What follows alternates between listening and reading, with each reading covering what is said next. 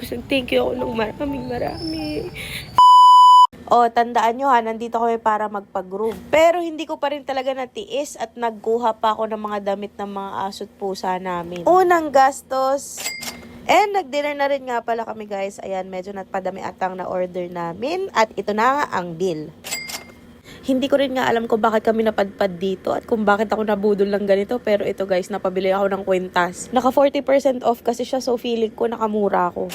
Hindi pa nga dyan nagtatapos at may nakita pang quote ito si Ali at bumili kami parehas para syempre alam nyo na, twinning kami. Napamahal pa ng gastos, ipapag-room lang dapat yung dalawa. Punta dapat talaga kami padrepio at nandito na nga kami.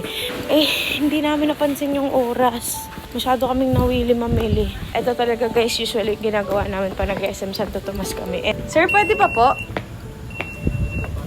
Salamat po. May edit.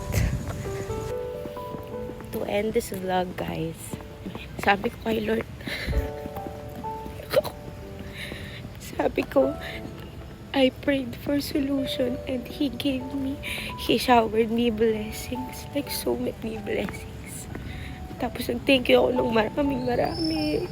Sabi ko sa kanya, magiging blessing din ako sa iba kasi sobrang blessed ko.